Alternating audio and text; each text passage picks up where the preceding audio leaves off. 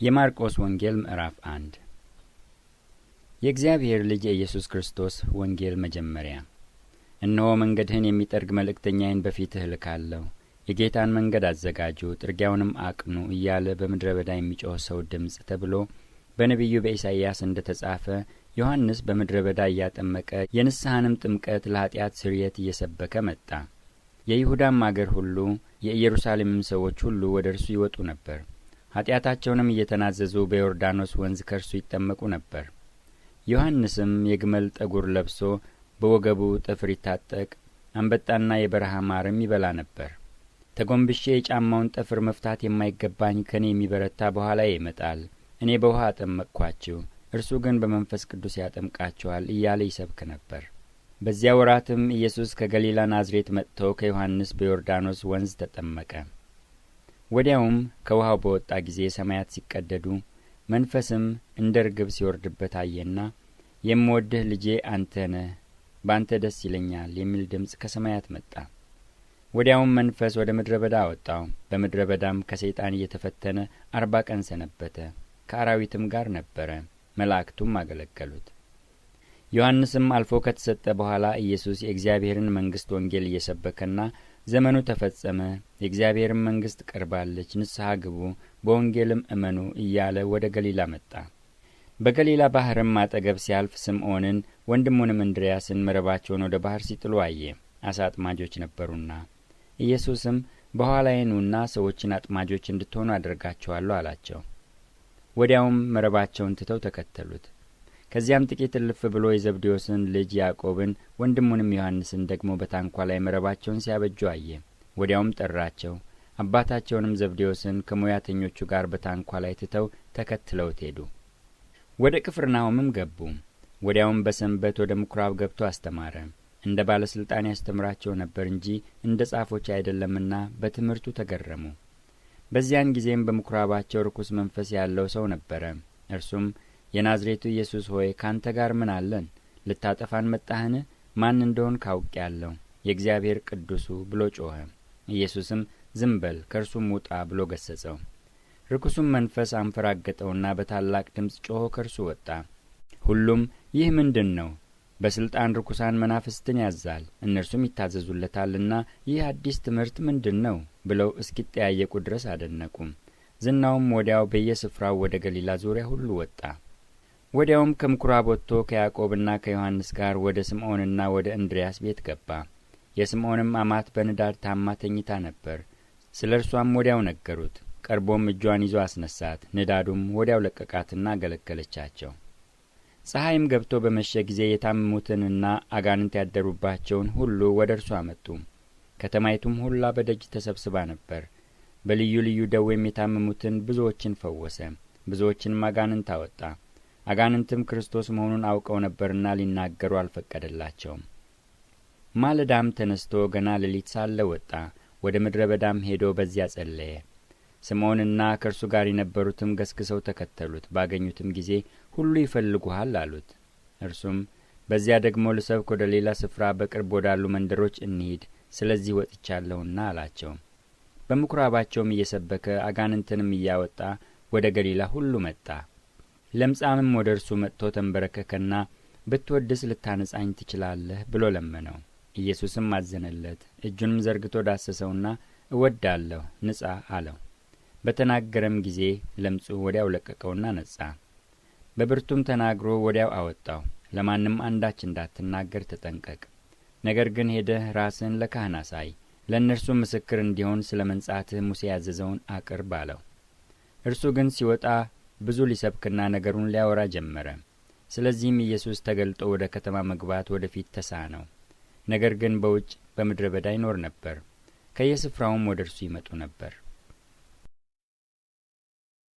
የማርቆስ ወንጌል ምዕራፍ 2 ከጥቂት ቀን በኋላ ወደ ቅፍርናሆም ደግሞ ገብቶ በቤት እንደሆነ ተሰማ። በደጅ ያለው ስፍራም እስኪጠባቸው ድረስ ብዙ ሰዎች ተሰበሰቡ። ቃሉንም ይነግራቸው ነበር። 4 ሰዎችም የተሸከሙትን ሽባ አመጡለት። ስለ ሕዝቡም ብዛት ወደ እርሱ ማቅረብ ቢያቅታቸው እርሱ ያለበትን የቤቱን ጣራ አነሱ። ነድለውም ሽባው የተኛበትን አልጋ አወረዱ። ኢየሱስም እምነታቸውን አይቶ ሽባውን አንተ ልጅ ኃጢአትህ ተሰረየችልህ አለው። ከጻፎችም አንዳንዶቹ በዚያ ተቀምጠው ነበር። በልባቸውም ይህ ሰው ስለምን እንደዚህ ያለ ስድብ ይናገራል? ከአንዱ ከእግዚአብሔር በቀር ኃጢአት ሊያስተሰርይ ማን ይችላል ብለው አሰቡ።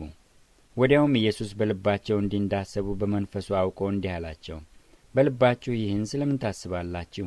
ሽባውን ኃጢአት ተሰረየችልህ ከማለት ወይስ ተነሳ አልጋህንም ተሸከምና ሂድ ከማለት ማናቸው ይቀላል? ነገር ግን ለሰው ልጅ በምድር ላይ ኃጢአትን ሊያስተሰርይ ስልጣን እንዳለው እንድታውቁ ሽባውን አንተን እልሃለሁ ተነሳ አልጋህን ተሸከምና ወደ ቤትህ ሂድ አለው። ተነስቶም ወዲያው አልጋውን ተሸክሞ በሁሉ ፊት ወጣ። ስለዚህም ሰዎች ሁሉ ተገረሙና እንዲህ ያለ ከቶ አላየንም ብለው እግዚአብሔርን አከበሩ። ደግሞም በባህር አጠገብ ወጣ። ሕዝቡም ሁሉ ወደ እርሱ መጡና አስተማራቸው። ሲያልፍም በመቅረጫው ተቀምጦ የነበረውን የእልፍዮስን ልጅ ሌዊን አየና ተከተለኝ አለው። ተነስቶም ተከተለው። በቤቱም በማዕድ ተቀምጦ ሳለ ብዙ ቀራጮችና ኃጢአተኞች ከኢየሱስና ከደቀ መዛሙርቱ ጋር ተቀመጡ። ብዙ ነበሩ፣ ይከተሉትም ነበር። ጻፎችና ፈሪሳውያንም ከቀራጮችና ከኃጢአተኞች ጋር ሲበላ አይተው ለደቀ መዛሙርቱ ከቀራጮችና ከኃጢአተኞች ጋር የሚበላና የሚጠጣ ስለምንድን ነው አሉ። ኢየሱስም ሰምቶ ሕመምተኞች እንጂ ብርቱዎች ባለመድኃኒት አያስፈልጋቸውም፣ ኃጢአተኞችን እንጂ ጻድቃንን ልጠራ አልመጣሁም አላቸው። የዮሐንስ ደቀ መዛሙርትና ፈሪሳውያን ይጦሙ ነበር። መጥተውም የዮሐንስና የፈሪሳውያን ደቀ መዛሙርት የሚጦሙት ያንተ ደቀ መዛሙርት ግን የማይጦሙት ስለምንድን ነው አሉት። ኢየሱስም አላቸው፣ ሙሽራው ከእነርሱ ጋር ሳለ ሚዜዎች ሊጦሙ ይችላሉን? ሙሽራው ከእነርሱ ጋር ሳለ ሊጦሙ አይችሉም። ነገር ግን ሙሽራው ከእነርሱ የሚወሰድበት ወራት ይመጣል፣ በዚያ ወራትም ይጦማሉ። በአረጀ ልብስ አዲስ እራፊ የሚጥፍ የለም። ቢደረግ ግን አዲሱ መጣፊያ አሮጌውን ይቦጭቀዋል፣ መቀደዱም የባሰ ይሆናል። በአረጀ አቁማዳም አዲስ የወይን ጠጅ የሚያኖር የለም። ቢደረግ ግን የወይን ጠጁ አቁማዳውን ያፈነዳል፣ የወይኑም ጠጅ ይፈሳል፣ አቁማዳውም ይጠፋል። አዲሱን የወይን ጠጅ ግን በአዲስ አቁማዳ ያኖራሉ። በሰንበትም በእርሻ መካከል ሲያልፍ ደቀ መዛሙርቱ እየሄዱ እሸት ይቀጥፉ ጀመር። ፈሪሳውያንም እነሆ በሰንበት ያልተፈቀደውን ስለምን ያደርጋሉ አሉት። እርሱም ዳዊት ባስፈለገውና በተራበ ጊዜ እርሱ አብረውት ከነበሩት ጋር ያደረገውን አብያታር ሊቀ ካህናት በነበረ ጊዜ ወደ እግዚአብሔር ቤት እንደ ገባ ከካህናት በቀር መብላቱ ያልተፈቀደውን የመስዋዕትን እንጀራ እንደ በላ ከእርሱም ጋር ለነበሩት እንደ ሰጣቸው ከቶ አላነበባችሁምን አላቸው። ደግሞ ሰንበት ስለ ሰው ተፈጥሯል እንጂ ሰው ስለ ሰንበት አልተፈጠረም፣ እንዲሁም የሰው ልጅ ለሰንበት እንኳ ጌታዋ ነው አላቸው። የማርቆስ ወንጌል ምዕራፍ 3። ደግሞም ወደ ምኵራብ ገባ። በዚያም እጁ የሰለለች ሰው ነበረ። ሊከሱትም በሰንበት ይፈውሰው እንደሆነ ይጠባበቁት ነበር። እጁ የሰለለችውንም ሰው ተነስተህ ወደ መካከል ና አለው። በሰንበት በጎ ማድረግ ተፈቅዷልን ወይስ ክፉ? ነፍስ ማዳንን ወይስ መግደል አላቸው። እነርሱም ዝም አሉ። ስለ ልባቸውም ድንዛዜ አዝኖ ዙሪያውን እየተመለከተ በቁጣ አያቸው። ሰውየውንም እጅህን ዘርጋ አለው። ዘረጋትም፣ እጁም ዳነች። ፈሪሳውያንም ወጥተው ወዲያው እንዴት አድርገው እንዲያጠፉት ከሄሮድስ ወገን ጋር ተማከሩበት። ኢየሱስም ከደቀ መዛሙርቱ ጋር ወደ ባህር ፈቀቅ አለ። ከገሊላ የመጡም ብዙ ሰዎች ተከተሉት። እንዴት ትልቅ ነገርም እንዳደረገው ሰምተው ብዙ ሰዎች ከይሁዳ ከኢየሩሳሌምም ከኤዶምያስም ከዮርዳኖስ ማዶም ከጢሮስና ከሲዶና ምድርም ወደ እርሱ መጡ። ሰዎቹም እንዳያጋፉት ታንኳን ያቆዩለት ዘንድ ደቀ መዛሙርቱን አዘዛቸው። ብዙ ሰዎችን አድኖ ነበርና ስለዚህም ስቃይ ያለባቸው ሁሉ እንዲዳስሱት ይወድቁበት ነበር። ርኩሳን መናፍስትም ባዩት ጊዜ በፊቱ ተደፍተው አንተ የእግዚአብሔር ልጅ ነህ እያሉ ጮኹ። እንዳይገልጡትም በጣም አዘዛቸው። ወደ ተራራም ወጣ። ራሱም የወደዳቸውን ወደ እርሱ ጠራ። ወደ እርሱም ሄዱ። ከእርሱም ጋር እንዲኖሩና ለመስበክ እንዲልካቸው ድውዮችንም ሊፈውሱ አጋንንትንም ሊያወጡ ስልጣን ይሆንላቸው ዘንድ 12 አደረገ። ስምዖንንም ጴጥሮስ ብሎ ሰየመው። የዘብዴዎስንም ልጅ ያዕቆብን፣ የያዕቆብንም ወንድም ዮሐንስን ቦአኔርጌስ ብሎ ሰየማቸው። የነጎድጓድ ልጆች ማለት ነው። እንድርያስንም፣ ፊልጶስንም፣ በርተሎሜዎስንም፣ ማቴዎስንም፣ ቶማስንም፣ የእልፍዮስን ልጅ ያዕቆብንም፣ ታዴዎስንም፣ ቀነናዊውንም ስምዖንን፣ አሳልፎ የሰጠውንም የአስቆሮቱን ይሁዳን። ወደ ቤትም መጡ። እንጀራም መብላት ስንኳ እስኪሳናቸው ድረስ እንደገና ብዙ ሰዎች ተሰበሰቡ። ዘመዶቹም ሰምተው አበደ ብለዋልና ሊይዙት ወጡ። ከኢየሩሳሌም የወረዱ ጻፎችም ብዔልዜቡል አለበት፣ ደግሞ በአጋንንት አለቃ አጋንንትን ያወጣል ብለው ተናገሩ። እነርሱንም ወደ እርሱ ጠርቶ በምሳሌ አላቸው፣ ሰይጣን ሰይጣንን ሊያወጣው እንዴት ይችላል? መንግሥትም እርስ በርሷ ከተለያየች ያቺ መንግሥት ልትቆም አትችልም። ቤትም እርስ በርሱ ከተለያየ ያ ቤት ሊቆም አይችልም። ሰይጣንም ራሱን ተቃውሞ ከተለያየ መጨረሻ ይሆንበታል እንጂ ሊቆም አይችልም። ነገር ግን አስቀድሞ ኃይለኛውን ሳያስር ወደ ኃይለኛው ቤት ገብቶ ዕቃውን ሊበዘብዝ የሚችል የለም። ከዚያም ወዲያ ቤቱን ይበዘብዛል። እውነት እላቸዋለሁ፣ ለሰው ልጆች ኀጢአት ሁሉ የሚሳደቡትም ስድብ ሁሉ ይሰረይላቸዋል። በመንፈስ ቅዱስ ላይ የሚሳደብ ሁሉ ግን የዘላለም ኀጢአት ዕዳ ይሆንበታል እንጂ ለዘላለም አይሰረይለትም፣ ርኩስ መንፈስ አለበት ይሉ ነበርና። እናቱና ወንድሞቹም መጡ፣ በውጭም ቆመው ወደ እርሱ ልከው አስጠሩት። ብዙ ሰዎችም በዙሪያው ተቀምጠው ነበሩና እነሆ እናትህ ወንድሞችህም በውጭ ቆመው ይፈልጉሃል አሉት። መልሶም እናቴ ማን ናት? ወንድሞቼስ እነማን ናቸው? አላቸው። በዙሪያው ተቀምጠው ወደ ነበሩትም ተመለከተና እነሆ እናቴ ወንድሞቼም፣ የእግዚአብሔርን ፈቃድ የሚያደርግ ሁሉ እርሱ ወንድሜ ነው፣ እህቴም እናቴም አለ። የማርቆስ ወንጌል ምዕራፍ 4። ደግሞም በባህር ዳር ሊያስተምር ጀመረ። እጅግ ብዙ ሰዎችም ወደ እርሱ ስለ ተሰበሰቡ እርሱ በታንኳ ገብቶ በባህር ላይ ተቀመጠ። ሕዝቡም ሁሉ በባህር ዳር በምድር ላይ ነበሩ። በምሳሌም ብዙ ያስተምራቸው ነበር። በትምህርቱም አላቸው፣ ስሙ፣ እነሆ ዘሪ ሊዘራ ወጣ። ሲዘራም አንዳንዱ በመንገድ ዳር ወደቀና ወፎች መጥተው በሉት። ሌላውም ብዙ መሬት በሌለበት በጭንጫ ላይ ወደቀና ጥልቅ መሬት ስላልነበረው ወዲያው በቀለ። ፀሐይም ሲወጣ ጠወለገ፣ ስርም ስላልነበረው ደረቀ። ሌላውም በእሾህ መካከል ወደቀ። እሾህም ወጣና አነቀው፣ ፍሬም አልሰጠም። ሌላውም በመልካም መሬት ላይ ወደቀና ወጥቶ አድጎ ፍሬ ሰጠ። አንዱም 30፣ አንዱም 60፣ አንዱም 100 አፈራ። የሚሰማ ጆሮ ያለው ይስማ አለ። ብቻውንም በሆነ ጊዜ በዙሪያው የነበሩት ከ12ቱ ጋር ስለ ምሳሌው ጠየቁት። እንዲህም አላቸው፣ ለእናንተ የእግዚአብሔርን መንግሥት ምስጢር ማወቅ ተሰጥቷችኋል። በውጭ ላሉት ግን አይተው እንዲያዩ እንዳይመለከቱም፣ ሰምተውም እንዲሰሙ እንዳያስተውሉም፣ እንዳይመለሱ ኀጢአታቸውም እንዳይሰረይላቸው ነገር ሁሉ በምሳሌ ይሆንባቸዋል አላቸውም። ይህን ምሳሌ አታውቁምን? እንዴትስ ምሳሌዎቹን ሁሉ ታውቃላችሁ? ዘሪው ቃሉን ይዘራል። ቃልም በተዘራበት በመንገድ ዳር የሆኑት እነዚህ ናቸው። በሰሙት ጊዜም ሰይጣን ወዲያው መጥቶ በልባቸው የተዘራውን ቃል ይወስዳል። እንዲሁም በጭንጫ ላይ የተዘሩት እነዚህ ናቸው። ቃሉንም ሰምተው ወዲያው በደስታ ይቀበሉታል። ለጊዜውም ነው እንጂ በእነርሱ ስር የላቸውም። ኋላም በቃሉ ምክንያት መከራ ወይም ስደት በሆነ ጊዜ ወዲያው ይሰናከላሉ። በእሾህም የተዘሩት ሌሎች ናቸው። ቃሉን የሰሙት እነዚህ ናቸው። የዚህም ዓለም ሐሳብና የባለጠግነት ማታለል የሌላውም ነገር ምኞት ገብተው ቃሉን ያንቃሉ፣ የማያፈራም ይሆናል። በመልካምም መሬት የተዘሩት ቃሉን ሰምተው የሚቀበሉት አንዱም 30፣ አንዱም 60፣ አንዱም 100 ፍሬ የሚያፈሩት እነዚህ ናቸው። እንዲህም አላቸው፣ መብራትን ከእንቅብ ወይስ ከአልጋ በታች ሊያኖሩት ያመጡታልን? በመቅረዝ ላይ ሊያኖሩት አይደለምን? እንዲገለጥ ባይሆን የተሰወረ የለምና ወደ ግልጥ እንዲመጣ እንጂ የተሸሸገ የለም። የሚሰማ ጆሮ ያለው ቢኖር ይስማ አላቸውም። ምን እንድትሰሙ ተጠበቁ። በምትሰፍሩበት መስፈሪያ ይሰፈርላችኋል፣ ለእናንተም ይጨመርላችኋል። ላለው ይሰጠዋልና ከሌለውም ያው ያለው እንኳ ይወሰድበታል። እርሱም አለ፣ በምድር ዘርን እንደሚዘራ ሰው የእግዚአብሔር መንግሥት እንደዚህ ናት። ሌሊትና ቀን ይተኛልም ይነሳልም። እርሱም እንዴት እንደሚሆን ሳያውቅ ዘሩ ይበቅላል ያድግማል። ምድሪቱም አውቃ በመጀመሪያ ቡቃያ፣ ኋላም ዛላ፣ ኋላም በዛላው ፍጹም ሰብል ታፈራለች።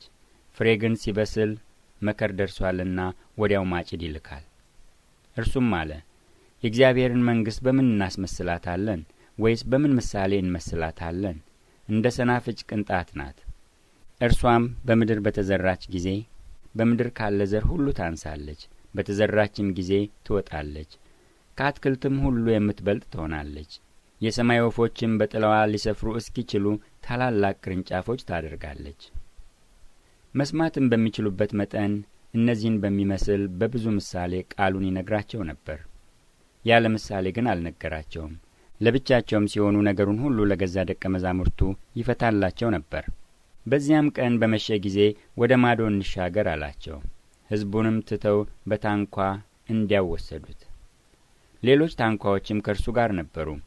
ብርቱ አውሎ ነፋስም ተነሳና ውሃ በታንኳይቱ እስኪሞላ ድረስ ማዕበሉ በታንኳይቱ ይገባ ነበር። እርሱም በስተኋላዋ ትራስ ተንተርሶ ተኝቶ ነበር። አንቅተውም መምህር ሆይ ስንጠፋ አይገድህምን አሉት። ነቅቶም ነፋሱን ገሰጸው፣ ባህሩንም ዝም በል ጸጥ በል አለው። ነፋሱም ተወ፣ ታላቅ ጸጥታም ሆነ። እንዲህ የምትፈሩ ስለምን ነው? እንዴትስ እምነት የላችሁም አላቸው። እጅግም ፈሩና እንግዲህ ነፋስም ባህርም የሚታዘዙለት ይህ ማን ነው ተባባሉ። የማርቆስ ወንጌል ምዕራፍ 5። ወደ ባህር ማዶም ወደ ጌርጌሴኖን አገር መጡ። ከታንኳይቱም በወጣ ጊዜ ርኩስ መንፈስ የያዘው ሰው ከመቃብር ወጥቶ ወዲያው ተገናኘው። እርሱም በመቃብር ይኖር ነበር። በሰንሰለትም ስንኳ ማንም ሊያስረው በዚያን ጊዜ አይችልም ነበር። ብዙ ጊዜ በእግር ብረትና በሰንሰለት ይታሰር ነበርና፣ ዳሩ ግን ሰንሰለቱን ይበጣጥስ እግር ብረቱንም ይሰባብር ነበር። ሊያሸንፈውም የሚችል አልነበረም። ሁልጊዜም ሌሊትና ቀን በመቃብርና በተራራ ሆኖ ይጮህ ነበር። ሰውነቱንም በድንጋይ ይቧጭር ነበር። ኢየሱስንም ከሩቅ ባየ ጊዜ ሮጦ ሰገደለት። በታላቅ ድምፅም እየጮኸ የልዑል እግዚአብሔር ልጅ ኢየሱስ ሆይ ካንተ ጋር ምን አለኝ? እንዳትሳቅየኝ በእግዚአብሔር አምልሃለሁ አለ። አንተ ርኩስ መንፈስ ከዚህ ሰው ውጣ ብሎት ነበርና። ስምህ ማን ነው ብሎ ጠየቀው።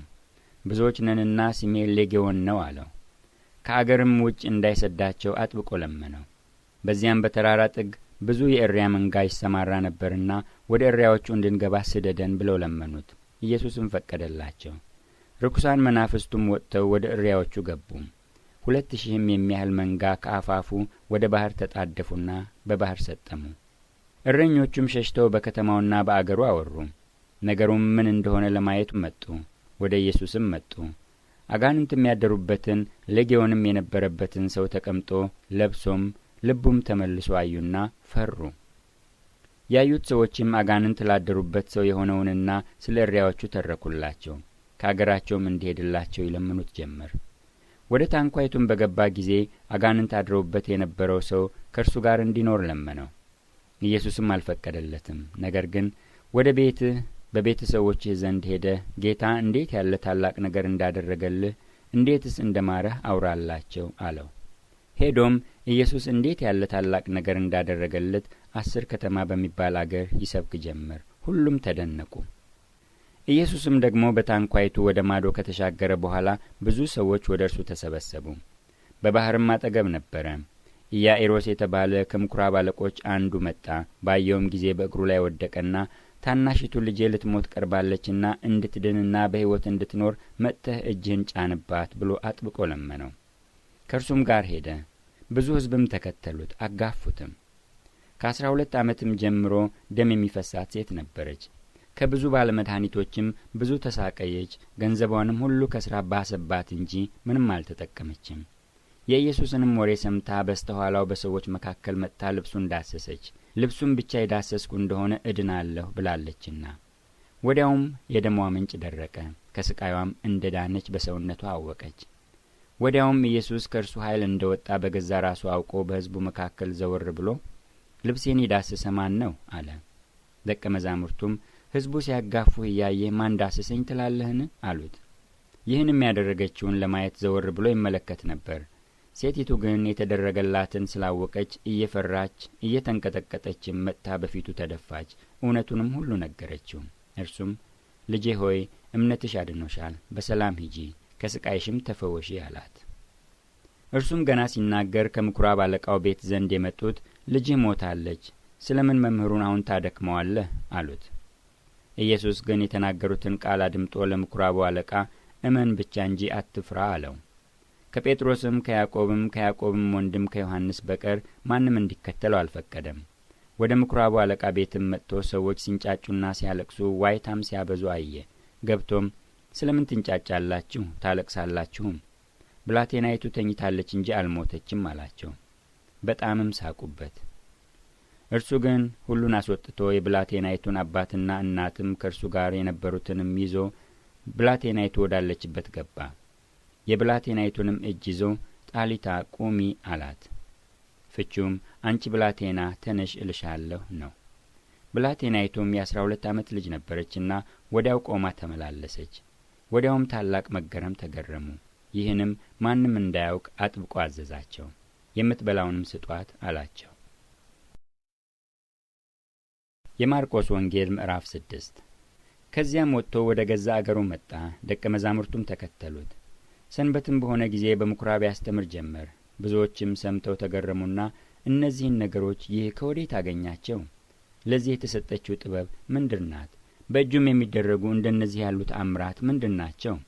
ይህስ ጸራቢው የማርያም ልጅ የያዕቆብም የዮሳም የይሁዳም የስምዖንም ወንድም አይደለምን? እህቶቹስ በዚህ በእኛ ዘንድ አይደሉምን? አሉ። ይሰናከሉበትም ነበር። ኢየሱስም ነቢይ ከገዛ አገሩና ከገዛ ዘመዶቹ ከገዛ ቤቱም በቀር ሳይከበር አይቀርም አላቸው። በዚያም በጥቂቶች ድውዮች ላይ እጁን ጭኖ ከመፈወስ በቀር ተአምር ሊያደርግ ምንም አልቻለም። ስለ አለማመናቸውም ተደነቀ። በመንደሮችም እያስተማረ ይዞር ነበር። 12ቱንም ወደ እርሱ ጠራ። ሁለቱንም ይልካቸው ጀመር። በርኩሳን መናፍስትም ላይ ስልጣን ሰጣቸው። ለመንገድም ከበትር በቀር እንጀራም ቢሆን ከረጢትም ቢሆን መሐለቅም በመቀነታቸው ቢሆን እንዳይዙ አዘዛቸው። በእግራችሁ ጫማ አድርጉ እንጂ 2 እጀ ጠባብ አትልበሱ አለ። በማናቸውም ስፍራ ወደ ቤት ብትገቡ ከዚያ እስክትወጡ ድረስ በዚያው ተቀመጡ። ከማይቀበሏችሁና ከማይሰሟችሁ ስፍራ ሁሉ ከዚያ ወጥታችሁ ምስክር ይሆንባቸው ዘንድ ከእግራችሁ በታች ያለውን ትቢያ አራግፉ። እውነት እላችኋለሁ ከዚያች ከተማ ይልቅ ለሰዶምና ለገሞራ በፍርድ ቀን ይቀልላቸዋል አላቸው። ወጥተውም ንስሐ እንዲገቡ ሰበኩ። ብዙ አጋንንትንም አወጡ። ብዙ ድውዮችንም ዘይት እየቀቡ ፈወሷቸው። ስሙም ተገልጧልና ንጉሡ ሄሮድስ በሰማ ጊዜ መጥምቁ ዮሐንስ ከሙታን ተነስቷል፣ ስለዚህም ኃይል በርሱ ይደረጋል አለ። ሌሎችም ኤልያስ ነው አሉ። ሌሎችም ከነቢያት እንደ አንዱ ነቢይ ነው አሉ። ሄሮድስ ግን ሰምቶ እኔ ራሱን ያስቆረጥኩት ዮሐንስ ይህ ነው፣ እርሱ ከሙታን ተነስቷል አለ። ሄሮድስ የወንድሙን የፊልጶስን ሚስት ሄሮድያዳን አግብቶ ነበርና በእርሷ ምክንያት ራሱ ልኮ ዮሐንስን አስይዞ በወህኒ ያሳስሮት ነበር። ዮሐንስ ሄሮድስን የወንድምህ ሚስት ላንተ ልትሆን አልተፈቀደም ይለው ነበርና፣ ሄሮድያዳ ግን ተቃውማው ልትገድለው ትፈልግ ነበር፣ አልቻለችም። ሄሮድስ ዮሐንስ ጻድቅና ቅዱስ ሰው እንደሆነ አውቆ ይፈራውና ይጠባበቀው ነበር። እርሱንም ሰምቶ በብዙ ነገር ያመነታ ነበር፣ በደስታም ይሰማው ነበር። ሄሮድስም በተወለደበት ቀን ለመኳንንቱና ለሻለቆቹ ለገሊላም ሹማምንት ግብር ባደረገ ጊዜ ምቹ ቀን ሆነላትና የሄሮድያዳ ልጅ ገብታ ስትዘፍን ሄሮድስንና ከእርሱ ጋር የተቀመጡትን ደስ አሰኘቻቸው። ንጉሡም ብላቴናይቱን የምትወጂውን ሁሉ ለምኝኝ እሰጥሽማለሁ አላት። የመንግስቴ እኩሌታስ እንኳ ቢሆን የምትለምኚውን ሁሉ እሰጥሻለሁ ብሎ ማለላት። ወጥታም ለእናቷ ምን ልለምነው አለች። እርሷም የመጥምቁን የዮሐንስን ራስ አለች። ወዲያውም ፈጥና ወደ ንጉሡ ገብታ የመጥምቁን የዮሐንስን ራስ በወጭት አሁን ልትሰጠኝ እወዳለሁ ብላ ለመነችው። ንጉሡም እጅግ አዝኖ ስለ መሐላው ከእርሱም ጋር ስለ ተቀመጡት ሊነሳት አልወደደም። ወዲያውም ንጉሡ ባለ ወግ ልኮ ራሱን እንዲያመጣ አዘዘው። ሄዶም በወህኒ ራሱን ቆረጠ። ራሱንም በወጭት አምጥቶ ለብላቴናይቱ ሰጣት። ብላቴናይቱም ለእናቷ ሰጠች። ደቀ መዛሙርቱም ሰምተው መጡ። በድኑንም ወስደው ቀበሩት። ሐዋርያትም ወደ ኢየሱስ ተሰብስበው ያደረጉትንና ያስተማሩትን ሁሉ ነገሩት። እናንት ራሳችሁ ብቻችሁን ወደ ምድረ በዳ ኑና ጥቂት ረፉ አላቸው። የሚመጡና የሚሄዱ ብዙዎች ነበሩና ለመብላት እንኳ ጊዜ አጡ። በታንኳም ብቻቸውን ወደ ምድረ በዳ ሄዱ። ሰዎችም ሲሄዱ አዩአቸው። ብዙዎችም አወቋቸውና ከከተሞች ሁሉ በእግር እየሮጡ ወዲያ ቀደሟቸው። ወደ እርሱም ተሰበሰቡ። ኢየሱስም ወጥቶ ብዙ ሕዝብ አየና እረኛ እንደሌላቸው በጎች ስለነበሩ አዘነላቸው። ብዙም ነገር ያስተምራቸው ጀመር። በዚያን ጊዜም ብዙ ሰዓት ካለፈ በኋላ ደቀ መዛሙርቱ ወደ እርሱ ቀርበው ቦታው ምድረ በዳ ነው፣ አሁንም መሽቷል፣ የሚበሉት የላቸውምና በዙሪያ ወዳሉ ገጠሮችና መንደሮች ሄደው እንጀራ ለራሳቸው እንዲገዙ አሰናብታቸው አሉት። እርሱ ግን መልሶ እናንተ የሚበሉትን ስጧቸው አላቸው። ሄደን እንጀራ በ200 ዲናር እንግዛላቸውን? እንዲበሉም እንስጣቸውን አሉት። እርሱም ስንት እንጀራ አላችሁ? ሂዱና እዩ አላቸው። ባወቁም ጊዜ 5 2 ዓሣ አሉት። ሁሉንም በየክፍሉ በለመለመ ሳር ላይ እንዲያስቀምጧቸው አዘዛቸው። 100 50 እየሆኑ በተራ በተራ ተቀመጡ። 5ቱንም እንጀራ 2ቱንም ዓሣ ይዞ ወደ ሰማይ አሻቅቦ አየና ባረከ። እንጀራውንም ቆርሶ እንዲያቀርቡላቸው ለደቀ መዛሙርቱ ሰጠ። 2ቱን ዓሣ ደግሞ ለሁሉ ከፈለ። ሁሉም በልተው ጠገቡ። ከቁርስራሹም 12 መሶብ የሞላ አነሱ። ከዓሣውም ደግሞ እንጀራውንም የበሉት ወንዶቹ 5000 ነበሩ። ወዲያውም ሕዝቡን ሲያሰናብት ሳለ ደቀ መዛሙርቱ በታንኳ ገብተው ወደ ማዶ ወደ ቤተ ሳይዳ እንዲቀድሙት ግድ አላቸው። ካሰናበታቸውም በኋላ ሊጸልይ ወደ ተራራ ወጣ። በመሸም ጊዜ ታንኳይቱ በባህር መካከል ሳለች እርሱ ብቻውን በምድር ላይ ነበረ። ነፋስ ከወደ ፊታቸው ነበረና እየቀዘፉ ሲጨነቁ አይቶ ከሌሊቱ በ4ኛው ክፍል በባህር ላይ እየሄደ ወደ እነርሱ መጣ። ሊያልፋቸውም ይወድ ነበር። እነርሱ ግን በባህር ላይ ሲሄድ ባዩት ጊዜ ምትሃት መሰላቸውና ጮኹ። ሁሉ አይተውታልና ታወኩም። ወዲያውም ተናገራቸውና አይዟችሁ፣ እኔ ነኝ፣ አትፍሩ አላቸው። ወደ እነርሱም ወደ ታንኳይቱ ገባ። ነፋሱም ተወ። በራሳቸውም ያለ መጠን እጅግ ተገረሙ።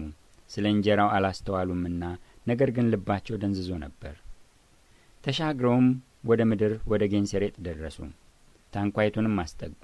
ከታንኳይቱም ሲወጡ ወዲያው አውቀውት በዚያች አገር ሁሉ ዙሪያ ሮጡና እርሱ እንዳለ ወደ ሰሙበት ስፍራ ሕመምተኞችን በአልጋ ላይ ያመጡ ጀመር።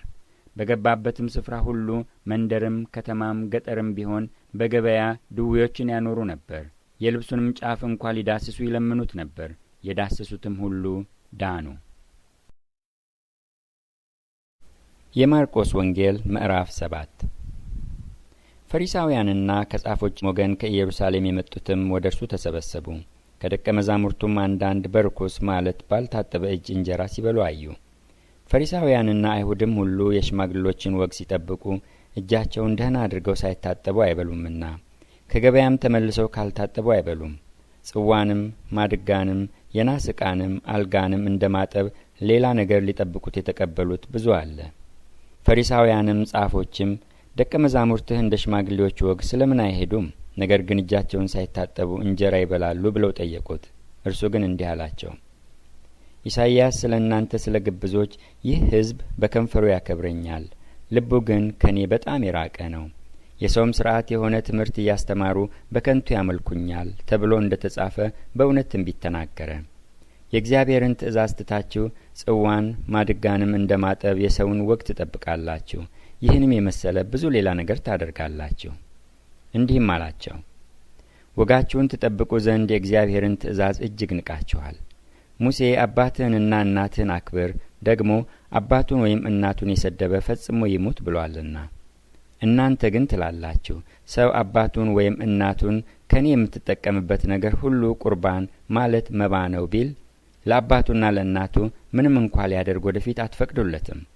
ባስተላለፋችሁትም ወግ የእግዚአብሔርን ቃል ትሽራላችሁ። እንደዚሁም ይህን የሚመስል ብዙ ነገር ታደርጋላችሁ። ደግሞም ሕዝቡን ጠርቶ ሁላችሁ እኔን ስሙ አስተውሉም። ከሰው የሚወጡት ሰውን የሚያረክሱ ናቸው እንጂ ከሰው ውጭ የሚገባውስ ሊያረክሰው የሚችል ምንም የለም። የሚሰማ ጆሮ ያለው ቢኖር ይስማ አላቸው። ከሕዝቡ ዘንድ ወደ ቤት ከገባ በኋላ ደቀ መዛሙርቱ ምሳሌውን ጠየቁት። እርሱም እናንተ ደግሞ እንደዚህ የማታስተውሉ ናችሁን? ከውጭ ወደ ሰው የሚገባ ሊያረክሰው ምንም እንዳይችል አትመለከቱምን? ወደ ሆድ ገብቶ ወደ እዳሪ ይጣላል እንጂ ወደ ልብ አይገባምና መብልን ሁሉ እያጠራ አላቸው። እርሱም አለ፣ ከሰው የሚወጣው ሰውን የሚያረክስ ያ ነው። ከውስጥ ከሰው ልብ የሚወጣ ክፉ ሐሳብ፣ ዝሙት፣ መስረቅ፣ መግደል፣ ምንዝርነት፣ መጎምጀት፣ ክፋት፣ ተንኮል፣ መዳራት፣ ምቀኝነት፣ ስድብ፣ ትዕቢት፣ ስንፍና ናቸውና ይህ ክፉ ሁሉ ከውስጥ ይወጣል፣ ሰውንም ያረክሰዋል። ከዚያም ተነስቶ ወደ ጢሮስና ወደ ሲዶና አገር ሄደ። ወደ ቤትም ገብቶ ማንም እንዳያውቅበት ወደደ፣ ሊሰወርም አልተቻለውም። ወዲያው ግን ታናሽቱ ልጇ ርኩስ መንፈስ ያደረባት አንዲት ሴት ስለ እርሱ ሰምታ መጣችና በእግሩ ላይ ተደፋች። ሴቲቱም ግሪክ ትውልዷም ሲሮፊኒቃዊት ነበረች። ከልጇ ጋኔን ያወጣላት ዘንድ ለመነችው። ኢየሱስ ግን ልጆቹ በፊት ይጠግቡ ዘንድ ተይ፣ የልጆቹን እንጀራ ይዞ ለቡችሎች መጣል አይገባምና አላት። እርሷም መልሳ አዎን ጌታ ሆይ፣ ቡችሎች እንኳ ከማዕድ በታች ሆነው የልጆችን ፍርፋሪ ይበላሉ አለችው። እርሱም ስለዚህ ቃልሽ ሂጂ፣ ጋኔኑ ከልጅሽ ወጥቷል አላት። ወደ ቤቷም ሄዳ ጋኔኑ ወጥቶ ልጇም በአልጋ ላይ ተኝታ አገኘች። ደግሞም ከጢሮስ አገር ወጥቶ በሲዶና አልፎ 10 ከተማ በሚባል አገር መካከል ወደ ገሊላ ባህር መጣ። ደንቆሮና ኮልታፋም የሆነ ሰው ወደ እርሱ አመጡ። እጁንም ይጭንበት ዘንድ ለመኑት። ከሕዝቡም ለይቶ ለብቻው ወሰደው። ጣቶቹንም በጆሮቹ አገባ። እንትፍም ብሎ መላሱን ዳሰሰ። ወደ ሰማይም አሻቅቦ አይቶ ቃተተና ኤፍታህ አለው። እርሱም ተከፈት ማለት ነው። ወዲያውም ጆሮቹ ተከፈቱ፣ የመላሱም እስራት ተፈታ፣ አጥርቶም ተናገረ። ለማንም አትንገሩ ብሎ አዘዛቸው። እነርሱ ግን ባዘዛቸው መጠን ይልቅ እጅግ አወሩት። ያለ መጠንም ተገረሙና ሁሉን ደህና አድርጓል፣ ደንቆሮችም እንዲሰሙ ዲዳዎችም እንዲናገሩ ያደርጋል አሉ። የማርቆስ ወንጌል ምዕራፍ 8። በዚያ ወራት ደግሞ ብዙ ሕዝብ ነበረ። የሚበሉትም ስለሌላቸው ደቀ መዛሙርቱን ጠርቶ ሕዝቡ ከኔ ጋር እስካሁን 3 ቀን ውለዋልና የሚበሉት ስለሌላቸው አዝንላቸዋለሁ። ከእነርሱም አንዳንዶቹ ከሩቅ መጥተዋልና ጦማቸውን ወደ ቤታቸው ባሰናብታቸው በመንገድ ይዝላሉ አላቸው። ደቀ መዛሙርቱም በዚህ በምድረ በዳ እንጀራ ከየት አግኝቶ ሰው እነዚህን ማጥገብ ይችላል ብለው መለሱለት። እርሱም ስንት እንጀራ አላችሁ ብሎ ጠየቃቸው። እነርሱም 7 አሉት። ሕዝቡም በምድር እንዲቀመጡ አዘዘ። 7ቱንም እንጀራ ይዞ አመሰገነ፣ ቆርሶም እንዲያቀርቡላቸው ለደቀ መዛሙርቱ ሰጠ። ለሕዝቡም አቀረቡ። ጥቂትም ትንሽ አሳ ነበራቸው፣ ባረከውም። ይህንም ደግሞ እንዲያቀርቡላቸው አዘዘ። በሉም ጠገቡም። የተረፈውንም ቁርስራሽ 7 ቅርጫት አነሱ። የበሉትም 4000 ያህል ነበሩ። አሰናበታቸውም። ወዲያውም ከደቀ መዛሙርቱ ጋር ወደ ታንኳይቱ ገብቶ ወደ ዳልማኑት አገር መጣ። ፈሪሳውያንም ወጡና ሊፈትኑት ከሰማይ ምልክት ከእርሱ ፈልገው ከእርሱ ጋር ይከራከሩ ጀመር። በመንፈሱም እጅግ ቃተተና ይህ ትውልድ ስለምን ምልክት ይፈልጋል? እውነት እላችኋለሁ ለዚህ ትውልድ ምልክት አይሰጠውም አለ። ትቷቸውም እንደገና ወደ ታንኳይቱ ገብቶ ወደ ማዶ ሄደ። እንጀራ መያዝም ረሱ። ለእነርሱም ከአንድ እንጀራ በቀር በታንኳይቱ አልነበራቸውም። እርሱም ተጠንቀቁ፣ ከፈሪሳውያንና ከሄሮድስ እርሾ ተጠበቁ ብሎ አዘዛቸው። እርስ በርሳቸውም እንጀራ ስለሌለን ይሆናል ብለው ተነጋገሩ። ኢየሱስም አውቆ እንዲህ አላቸው፣ እንጀራ ስለሌላችሁ ስለምን ትነጋገራላችሁ? ገና አልተመለከታችሁምን? አላስተዋላችሁምን? ልባችሁስ ደንዝዟልን? ዓይን ሳላችሁ አታዩምን? ጆሮስ ሳላችሁ አትሰሙምን? ትዝስ አይላችሁምን? 5ቱን እንጀራ ለ5000 በቆረሱ ጊዜ ቁርስራሹ የሞላ ስንት መሶብ አነሳችሁ? እነርሱም 12 አሉት። 7ቱን እንጀራስ ለ4000 በቆረሱ ጊዜ ቁርስራሹ የሞላ ስንት ቅርጫት አነሳችሁ? እነርሱም 7 አሉት። ገና አላስተዋላችሁምን? አላቸው። ወደ ቤተ ሳይዳም መጡ። እውርም አመጡለት፣ እንዲዳስሰውም ለመኑት። እውሩንም እጁን ይዞ ከመንደር ውጭ አወጣው። በዓይኑም ተፍቶበት እጁንም ጭኖበት አንዳች ታያለህን ብሎ ጠየቀው። አሻቅቦም ሰዎች እንደ ዛፍ ሲመላለሱ አያለሁ አለ። ከዚህም በኋላ ደግሞ እጁን በዓይኑ ላይ ጫነበት። አጥርቶም አየ፣ ዳነም። ከሩቅም ሳይቀር ሁሉን ተመለከተ። ወደ ቤቱም ሰደደውና ወደ መንደሩ አትግባ፣ በመንደሩም ለማንም አንዳች አትናገር አለው። ኢየሱስና ደቀ መዛሙርቱም በፊልጶስ ቂሳርያ ወዳሉ መንደሮች ወጡ። በመንገድም ሰዎች እኔ ማን እንደሆንኩ ይላሉ ብሎ ደቀ መዛሙርቱን ጠየቃቸው። እነርሱም መጥምቁ ዮሐንስ፣ ሌሎችም ኤልያስ፣ ሌሎችም ከነቢያት አንዱ ብለው ተናገሩት። እናንተስ እኔ ማን እንደሆንኩ ትላላችሁ ብሎ ጠየቃቸው። ጴጥሮስም አንተ ክርስቶስ ነህ ብሎ መለሰለት። ስለ እርሱም ለማንም እንዳይናገሩ አዘዛቸው። የሰው ልጅ ብዙ መከራ ሊቀበል ከሽማግሌዎችም ከካህናት አለቆችም ከጻፎችም ሊጣል ሊገደልም ከ3 ቀንም በኋላ ሊነሳ እንዲገባው ያስተምራቸው ጀመር። ቃሉንም ገልጦ ይናገር ነበር። ጴጥሮስም ወደ እርሱ ወስዶ ይገስጸው ጀመር። እርሱ ግን ዘወር አለ። ደቀ መዛሙርቱንም አይቶ ጴጥሮስን ገሰጸውና ወደ ኋላ ሂድ፣ አንተ ሰይጣን፣ የሰውን እንጂ የእግዚአብሔርን ነገር አታስብምና አለው። ሕዝቡንም ከደቀ መዛሙርቱ ጋር ጠርቶ እንዲህ አላቸው፣ በኋላዬ ሊመጣ የሚወድ ቢኖር ራሱን ይካድ፣ መስቀሉንም ተሸክሞ ይከተለኝ። ነፍሱን ሊያድን የሚወድ ሁሉ ያጠፋታልና፣ ስለ እኔና ስለ ወንጌል ነፍሱን የሚያጠፋ ሁሉ ግን ያድናታል። ሰው ዓለምን ሁሉ ቢያተርፍ ነፍሱንም ቢያጐድል ምን ይጠቅመዋል? ሰውስ ስለ ነፍሱ ቤዛ ምን ይሰጣል? በዚህም በዘማዊና በኃጢአተኛ ትውልድ መካከል በእኔና በቃሌ የሚያፍር ሁሉ የሰው ልጅ ደግሞ በአባቱ ክብር ከቅዱሳን መላእክት ጋር በመጣ ጊዜ በእርሱ ያፍርበታል። የማርቆስ ወንጌል ምዕራፍ 9። እውነት እላችኋለሁ በዚህ ከቆሙት ሰዎች የእግዚአብሔርን መንግሥት በኃይል ስትመጣ እስኪያዩ ድረስ ሞትን የማይቀምሱ አንዳንዶች አሉ አላቸው። ከ6 ቀንም በኋላ ኢየሱስ ጴጥሮስንና ያዕቆብን ዮሐንስንም ይዞ ወደ ረጅም ተራራ ብቻቸውን አወጣቸው። በፊታቸውም ተለወጠ፣ ልብሱም አንጸባረቀ። አጣቢም በምድር ላይ እንደዚያ ሊያነጣው እስከማይችል በጣም ነጭ ሆነ። ኤልያስና ሙሴም ታዩአቸው፣ ከኢየሱስም ጋር ይነጋገሩ ነበር። ጴጥሮስም መልሶ ኢየሱስን መምህር ሆይ በዚህ መሆን ለእኛ መልካም ነውና አንድ ላንተ፣ አንድም ለሙሴ፣ አንድም ለኤልያስ 3 ዳሶች እንስራ አለው። እጅግ ስለ ፈሩ የሚለውን አያውቅም ነበር። ደመናም መጥቶ ጋረዳቸው። ከደመናውም የምወደው ልጄ ይህ ነው፣ እርሱን ስሙት የሚል ድምፅ መጣ። ድንገትም ዞረው ሲመለከቱ ከእነርሱ ጋር ከኢየሱስ ብቻ በቀር ማንንም አላዩ። ከተራራውም ሲወርዱ የሰው ልጅ ከሙታን እስኪነሳ ድረስ ያዩትን ለማንም እንዳይነግሩ አዘዛቸው። ቃሉንም ይዘው ከሙታን መነሳት ምንድን ነው እያሉ እርስ በርሳቸው ተጠያየቁ። እነርሱም ኤልያስ አስቀድሞ ሊመጣ እንዲገባው ጻፎች ስለምን ይላሉ ብለው ጠየቁት። እርሱም መልሶ ኤልያስማ አስቀድሞ ይመጣል፣ ሁሉንም ያቀናናል። ስለ ሰው ልጅም እንዴት ተብሎ ተጽፏል? ብዙ መከራ እንዲቀበል እንዲናቅም። ነገር ግን እላችኋለሁ ኤልያስ ደግሞ መጥቷል፣ ስለ እርሱም እንደ ተጻፈ የወደዱትን ሁሉ አደረጉበት አላቸው። ወደ ደቀ መዛሙርቱም በመጣ ጊዜ ብዙ ሕዝብ ሲከቧቸው፣ ጻፎችም ከእነርሱ ጋር ሲከራከሩ አየ። ወዲያውም ሕዝብ ሁሉ ባዩት ጊዜ ደነገጡ። ወደ እርሱም ሮጠው እጅ ነሱት። ጻፎችንም ስለምን ከእነርሱ ጋር ትከራከራላችሁ ብሎ ጠየቃቸው። ከሕዝቡ አንዱ መልሶ መምህር ሆይ ዲዳ መንፈስ ያደረበትን ልጄን ወደ አንተ አምጥቻለሁ።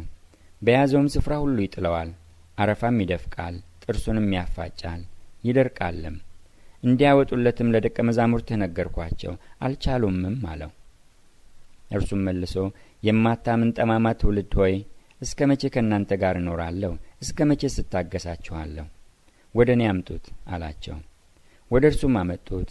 እርሱንም ባየ ጊዜ ያ መንፈስ ወዲያው አንፈራገጠው፣ ወደ ምድርም ወድቆ አረፋ እየደፈቀ ተንፈራፈረ። አባቱንም ይህ ከያዘው ስንት ዘመን ነው ብሎ ጠየቀው። እርሱም ከሕፃንነቱ ጀምሮ ነው፣ ብዙ ጊዜም ሊያጠፋው ወደ እሳትም ወደ ውሃም ጣለው። ቢቻልህ ግን እዘንልን እርዳንም አለው። ኢየሱስም ቢቻልህ ትላለህ? ለሚያምን ሁሉ ይቻላል አለው። ወዲያውም የብላቴናው አባት ጮኾ አምናለሁ፣ አለማመኔን እርዳው አለ። ኢየሱስም ሕዝቡ እንደገና ሲራወጥ አይቶ ርኩሱን መንፈስ ገሰጸና አንተ ዲዳ ደንቆሮም መንፈስ እኔ ያዝሃለሁ፣ ከእርሱ ውጣ፣ እንግዲህም አትግባበት አለው። ጮኾም እጅግም አንፈራግጦት ወጣ። ብዙዎችም ሞተ እስኪሉ ድረስ እንደ ሙት ሆነ። ኢየሱስ ግን እጁን ይዞ አስነሳው፣ ቆመም። ወደ ቤትም ከገባ በኋላ ደቀ መዛሙርቱ እኛ ልናወጣው ያልቻልን ስለምንድን ነው ብለው ብቻውን ጠየቁት። ይህ ወገን በጸሎትና በጦም ካልሆነ በምንም ሊወጣ አይችልም አላቸው። ከዚያም ወጥተው በገሊላ በኩል አለፉ። ደቀ መዛሙርቱንም ያስተምር ስለነበር ማንም ያውቅ ዘንድ አልወደደም። ለእነርሱም የሰው ልጅ በሰዎች እጅ አልፎ ይሰጣል፣ ይገድሉትማል፣ ተገድሎም በ3ኛው ቀን ይነሳል ይላቸው ነበር። እነርሱም ነገሩን አላስተዋሉም፣ እንዳይጠይቁትም ፈሩ። ወደ ቅፍርናሆምም መጣ። በቤትም ሆኖ በመንገድ እርስ በርሳችሁ ምን ተነጋገራችሁ ብሎ ጠየቃቸው። እነርሱ ግን በመንገድ ከሁሉ የሚበልጥ ማን ይሆን ተባብለው ነበርና ዝም አሉ። ተቀምጦም 12ቱን ጠርቶ ሰው ፊተኛ ሊሆን ቢወድ ከሁሉ በኋላ የሁሉም አገልጋይ ይሁን አላቸው። ሕፃንም ይዞ በመካከላቸው አቆመው። አቅፎም እንደዚህ ካሉ ሕፃናት አንዱን በስሜ የሚቀበል ሁሉ እኔን ይቀበላል፣ የሚቀበለኝም ሁሉ የላከኝን እንጂ እኔን አይቀበልም አላቸው። ዮሐንስ መልሶ መምህር ሆይ አንድ ሰው በስምህ አጋንንትን ሲያወጣ አየነው፣ ስለማይከተለንም ከለከልነው አለው። ኢየሱስ ግን አለ በስሜ ተአምር ሰርቶ በቶሎ በእኔ ላይ ክፉ መናገር የሚችል ማንም የለምና አትከልክሉት፣ የማይቃወመን እርሱ ከእኛ ጋር ነውና። የክርስቶስ ስለሆናችሁ በስሜ ጽዋ ውሃ የሚያጠጣችሁ ሁሉ ዋጋው እንዳይጠፋበት እውነት እላችኋለሁ። በእኔም ከሚያምኑት ከእነዚህ ከታናናሾቹ አንዱን የሚያሰናክል ሁሉ ትልቅ የወፍጮ ድንጋይ በአንገቱ ታስሮ ወደ ባህር ቢጣል ይሻለው ነበር። እጅህ ብታሰናክልህ ቁረጣት። 2 እጅ ኖሮህ ትላቸው ወደማይሞትበት እሳቱም ወደማይጠፋበት ወደ ገሃነም ወደማይጠፋ እሳት ከመሄድ ጉንድሽ ሆነ ወደ ሕይወት መግባት ይሻልሃል። እግርህ ብታሰናክልህ ቁረጣት። 2 እግር ኖሮህ ትላቸው ወደማይሞትበት እሳቱም ወደማይጠፋበት ወደ ገሃነም ወደማይጠፋ እሳት ከመጣል አንካሳ ሆነህ ወደ ሕይወት መግባት ይሻልሃል። ዓይንህ ብታሰናክልህ አውጣት። 2 ዓይን ኖሮህ ትላቸው ወደማይሞትበት እሳቱም ወደማይጠፋበት ወደ ገሃነመ እሳት ከመጣል አንዲት ዓይን ኖራ ወደ እግዚአብሔር መንግሥት መግባት ይሻልሃል። ሰው ሁሉ በእሳት ይቀመማልና መስዋዕትም ሁሉ በጨው ይቀመማል። ጨው መልካም ነው። ጨው ግን አልጫ ቢሆን በምን ታጣፍጡታላችሁ? በነፍሳችሁ ጨው ይኑርባችሁ፣ እርስ በርሳችሁም ተስማሙ።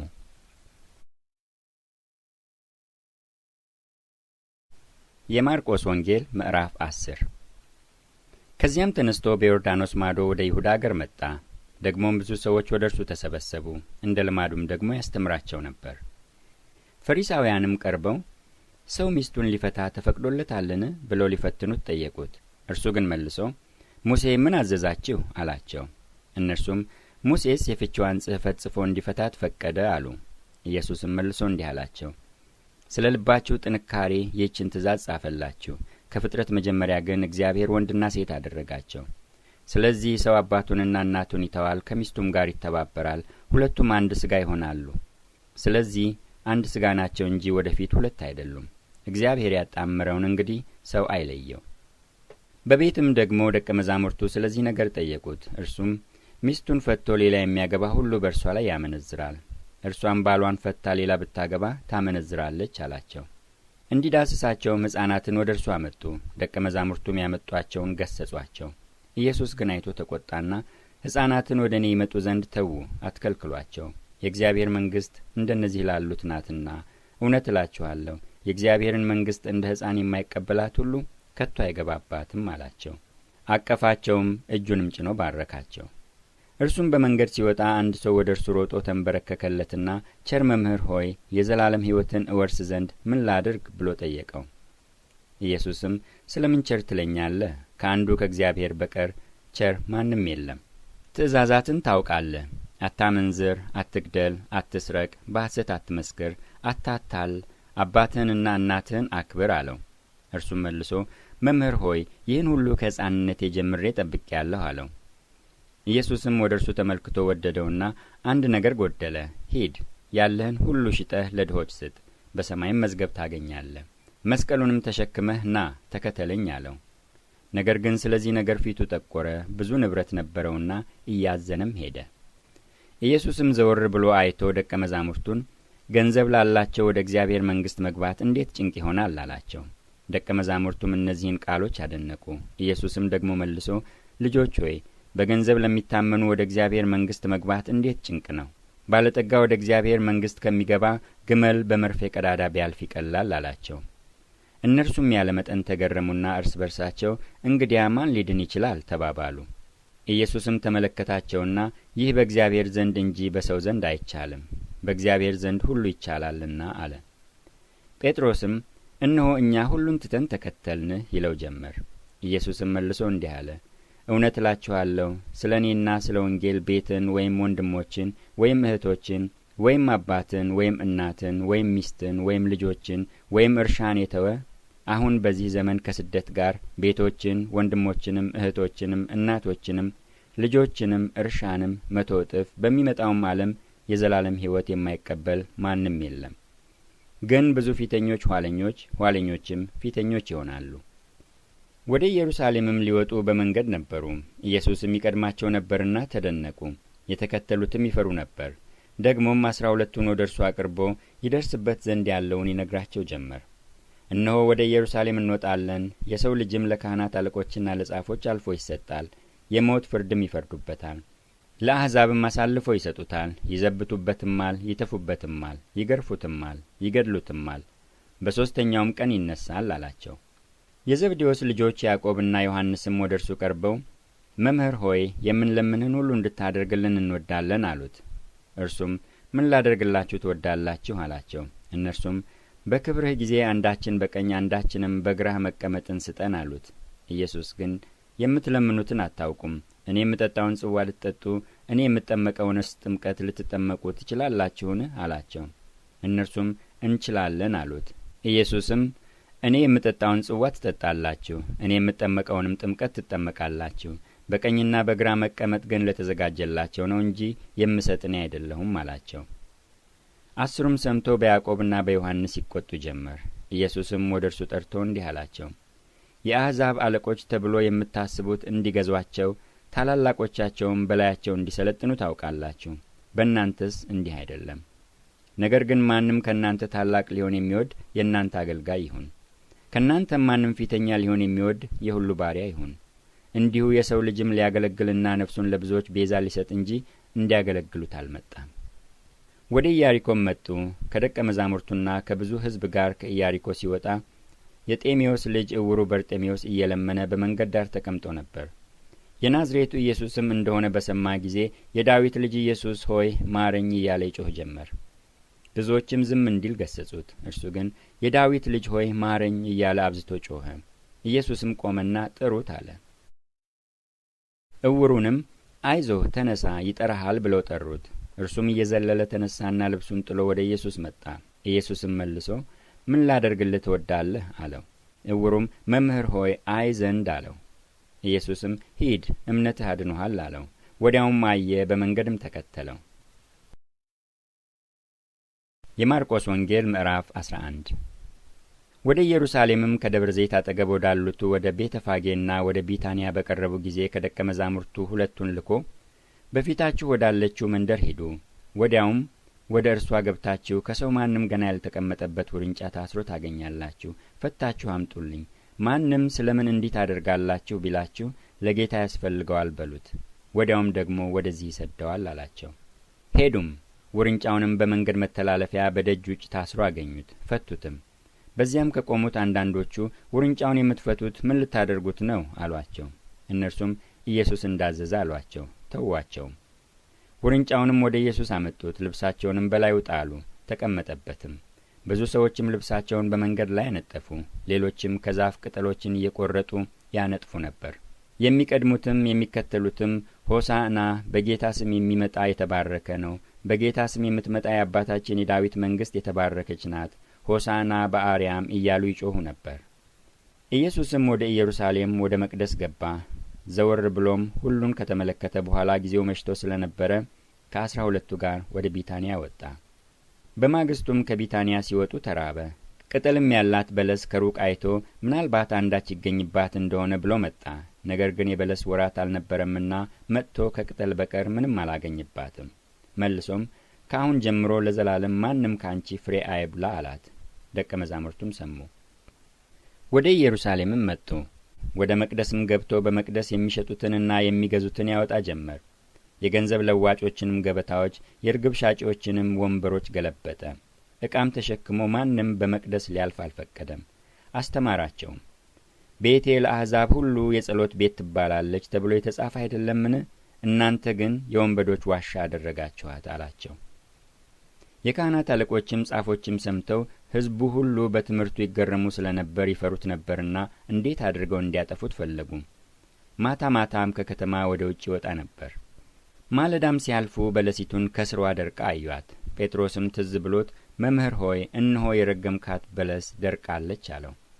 ኢየሱስም መልሶ እንዲህ አላቸው፣ በእግዚአብሔር እመኑ።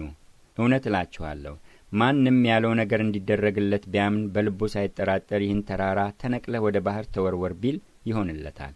ስለዚህ እላችኋለሁ የጸለያችሁትን የለመናችሁትንም ሁሉ እንዳገኛችሁት እመኑ ይሆንላችሁማል። ለጸሎትም በቆማችሁ ጊዜ በሰማያት ያለው አባታችሁ ደግሞ ኃጢአታችሁን ይቅር እንዲላችሁ በማንም ላይ አንዳች ቢኖርባችሁ ይቅር በሉት። እናንተ ግን ይቅር ባትሉ በሰማያት ያለው አባታችሁም ኃጢአታችሁን ይቅር አይላችሁም። ደግሞም ወደ ኢየሩሳሌም መጡ። እርሱም በመቅደስ ሲመላለስ የካህናት አለቆችና ጻፎች ሽማግሌዎችም ወደ እርሱ መጥተው እነዚህን በምን ስልጣን ታደርጋለህ? ወይስ እነዚህን ለማድረግ ይህን ስልጣን ማን ሰጠህ? አሉት። ኢየሱስም እኔም አንዲት ነገር እጠይቃችኋለሁ፣ እናንተም መልሱልኝ። እኔም በምን ስልጣን እነዚህን እንዳደርግ እነግራችኋለሁ። የዮሐንስ ጥምቀት ከሰማይ ነበረችን ወይስ ከሰው? መልሱልኝ አላቸው። እርስ በርሳቸውም ሲነጋገሩ ከሰማይ ነው ብንል እንግዲያውስ ስለምን አላመናችሁበትም ይለናል። ነገር ግን ከሰው ነው እንበልን አሉ። ሁሉ ዮሐንስን በእውነት እንደ ነቢይ ያዩት ነበርና ሕዝቡን ፈሩ። ለኢየሱስም መልሰው አናውቅም አሉት። ኢየሱስም እኔም በምን ስልጣን እነዚህን እንዳደርግ አልነግራችሁም አላቸው። የማርቆስ ወንጌል ምዕራፍ 12። በምሳሌም ይነግራቸው ጀመር። አንድ ሰው የወይን አትክልት ተከለ፣ ቅጥርም ቀጠረለት፣ መጥመቂያም ማሰለት፣ ግንብም ሠራና ለገበሬዎች አከራይቶ ወደ ሌላ አገር ሄደ። በጊዜውም ከወይን አትክልት ፍሬ ከገበሬዎቹ እንዲቀበል አንድ ባሪያ ወደ ገበሬዎቹ ላከ። ይዘውም ደበደቡት፣ ባዶውንም ሰደዱት። ዳግመኛም ሌላውን ባሪያ ወደ እነርሱ ላከ። እርሱንም ወግረው ራሱን አቆሰሉት፣ አዋርደውም ሰደዱት። ሌላውንም ላከ፣ እርሱንም ገደሉት። ከሌሎችም ከብዙዎች አንዳንዱን ደበደቡ፣ አንዳንዱንም ገደሉ።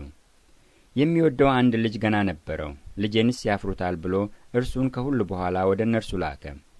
እነዚያ ገበሬዎች ግን እርስ በርሳቸው ወራሹ ይህ ነው፣ ኑ እንግደለው፣ ርስቱም ለእኛ ይሆናል ተባባሉ። ይዘውም ገደሉት፣ ከወይኑም አትክልት ወደ ውጭ ጣሉት። እንግዲህ የወይኑ አትክልት ጌታ ምን ያደርጋል? ይመጣል፣ ገበሬዎቹንም ያጠፋል፣ የወይኑንም አትክልት ለሌሎች ይሰጣል። ግንበኞች የናቁት ድንጋይ እርሱ የማዕዘን ራስ ሆነ። ይህም ከጌታ ዘንድ ሆነ፣ ለዓይኖቻችንም ድንቅ ነው የሚለውን ይህን መጽሐፍ አላነበባችሁምን? ምሳሌውንም ስለ እነርሱ እንደ ተናገረ አውቀዋልና ሊይዙት ፈለጉ።